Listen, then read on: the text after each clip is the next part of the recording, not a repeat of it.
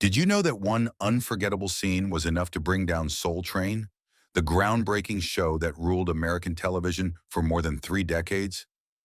For 35 years, it wasn't just a music program. It was the cultural heartbeat of Black America, shaping fashion, dance, and identity itself. But behind the dazzling lights and legendary performances, one shocking moment triggered a chain reaction that the show never recovered from. What really happened? Let's uncover the infamous story of how Soul Train reached its final stop. Entry 1. The Birth of a Revolution. When Soul Train first premiered nationally in 1971, it wasn't just filling a slot on Saturday mornings, it was rewriting television history. Don Cornelius, the visionary host and producer, believed deeply that mainstream media failed Black America. Crime stories dominated headlines while genuine achievements were ignored. His answer was radical yet simple. Create a show where young Black artists and dancers could shine, unfiltered and unashamed. Inspired by American Bandstand but determined to make it uniquely its own, Cornelius gathered Chicago teens, draped them in color, and let their rhythm lead. Within months, the show had gone national, opening each episode with his iconic line, "You're right on time for a beautiful trip on the Soul Train." It quickly became more than just a showcase of music. Soul Train was a safe space, a cultural sanctuary where viewers could see themselves represented authentically for the first time. Hairstyles, slang, and even entire dance genres took root here before spreading across the nation. From bell-bottoms to afros, from popping to locking, Soul Train was a pipeline of creativity that reshaped American culture. For fans, this wasn't television, it was a mirror. One dancer, Louis Ski Carr, put it best. Every Saturday morning, that was our chance to see our people, our dances, our styles, our culture. It was a way of life. In its first decade, Soul Train built a legacy that felt unstoppable.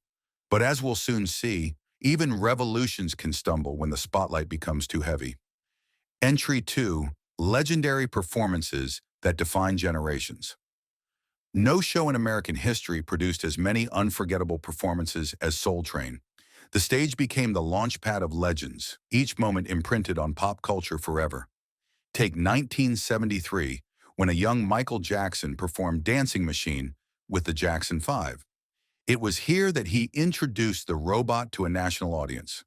Viewers were stunned. This wasn't just choreography. It was something new, mechanical yet soulful, and it instantly set the dance floor ablaze across America. That single performance helped define the King of Pop's early mystique. Then there was Al Green in 1974, performing live while most acts still lip-synced. With one arm in a sling, the other holding a rose, Green poured his soul into every note. The cameras captured his sweat, his passion, his vulnerability. It wasn't just a concert, it was theater, intimacy, and raw artistry all in one. Fans later described it as 7 minutes of sanctified soul. And who could forget Patti LaBelle and LaBelle's shimmering, futuristic performance of Lady Marmalade in 1975? Dressed in metallic space-age costumes, they essentially invented Afrofuturism before the word was ever coined. Music, fashion, and art collided on that stage in a way that television had never dared to show. Even white artists like Elton John and David Bowie, who were rarely featured, clamored for a spot. It was a mark of prestige. If you could hold your own on Soul Train, you were part of something bigger than stardom. You were part of history. These moments made Soul Train untouchable. But with every rise comes the risk of a fall, and a single misstep would later haunt the show forever. Entry 3. The Soul Train line. If you ask fans what image of Soul Train they remember most, chances are they'll say the Soul Train line. Introduced in the show's second season, it became the heartbeat of the program. Here's how it worked. Dancers split into two lines, leaving a corridor down the middle. One by one, pairs would strut, spin, and improvise their best moves for the camera. What could have been a gimmick turned into a cultural phenomenon. Every teenager dreamed of taking that walk, showing off their style, and earning their moment in the spotlight. The beauty of the line was in its individuality. Some dancers flipped, others glided. Some showed off acrobatics, others used props, hats, or jackets. No two runs were alike, and that was the point. Soul Train wasn't about conformity, it was about creativity. For young Black America, this mattered. On mainstream television, Black performers were often marginalized, reduced to stereotypes, or ignored entirely. But in the Soul Train line, everyone was a star. Even if you weren't Michael Jackson or Barry White, you could still own the stage for 20 seconds and make America watch. Fashion also exploded through the line. Bright polyester suits, sequin dresses, platform shoes, and afros bounced through living rooms across the country. Trends weren't just being followed, they were being invented right there, week after week. Years later, fans still cite the Soul Train line as the show's most enduring legacy. It was freedom, pride, and joy condensed into a single televised moment. Yet as the dancers' creativity kept pushing boundaries, behind the scenes tensions were building. The cracks in Soul Train's flawless facade were beginning to show. Entry 4. Fashion, Identity, and Black Excellence. While music and dance were the soul of the show, Soul Train also reshaped fashion in America. Each week, television audiences were treated to bold colors, wild patterns, towering afros, and platform shoes that seemed a mile high. It wasn't just about looking good, it was about reclaiming space. Jeffrey Daniel, one of the show's most famous dancers, later said, "Soul Train's fashion was comfortable, colorful, and expressive. It captured who we were in that moment." For Black viewers across the country, the show became a runway where their culture was celebrated, not hidden. Afro Sheen commercials reinforced the message, "Black is beautiful." Unlike other programs where Black performers were often pushed to conform to Eurocentric standards, Soul Train made natural hair and unapologetic style mainstream. Sequin jumpsuits, bell-bottoms, and medallions weren't just clothing. They were statements of identity and pride. Even dancers who weren't Black contributed to breaking barriers. Cheryl Song, the only Asian dancer featured, initially faced skepticism from her peers, but became a beloved part of the show for 14 years.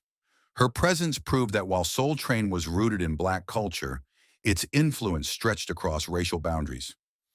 Every Saturday morning, young viewers saw a vision of themselves unfiltered and unashamed.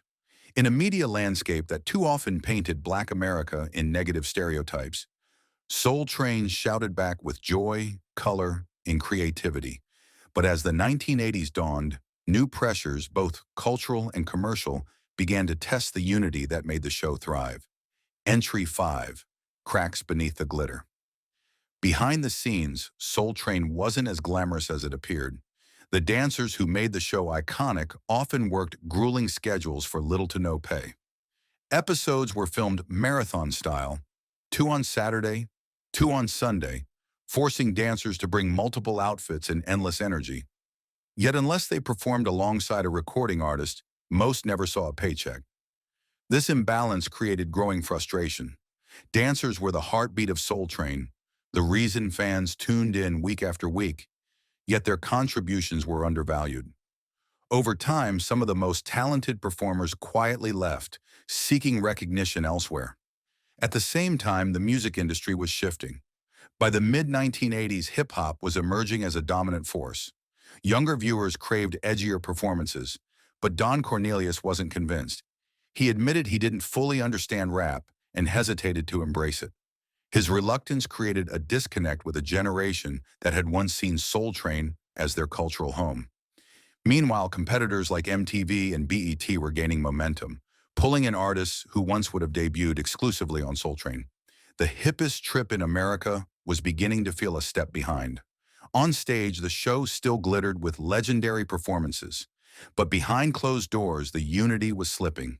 And then came the missteps that would prove devastating. Performances so controversial that they chipped away at Soul Train's carefully built image. Entry 6. The Bowie Disaster. One of the earliest cracks in Soul Train's flawless image came in 1975 when David Bowie was invited to perform. At the time, Bowie was experimenting with funk and soul, eager to prove his credibility beyond rock. His presence on the show was groundbreaking, a white British artist stepping into a sacred Black cultural space. But things quickly went wrong. Nervous and allegedly intoxicated, Bowie struggled through his performance. He forgot lyrics, slurred lines, and required multiple retakes just to complete the segment. The usually cool and composed Don Cornelius was reportedly furious, frustrated that Soul Train's stage, normally a place of excellence, was reduced to sloppy mediocrity. For fans, Bowie's appearance was bewildering. Some admired his courage to show up. Others felt insulted that the stage reserved for the greatest black performers was being compromised by an unprepared outsider. Though not enough to end the show, the performance left a stain. Cornelius himself never forgot it. In later interviews, insiders claimed he scolded Bowie backstage, reminding him that Soul Train wasn't a place for amateurs. That day planted a seed of doubt. If the show could falter in its booking choices, could it falter elsewhere? Bowie's infamous stumble became a cautionary tale.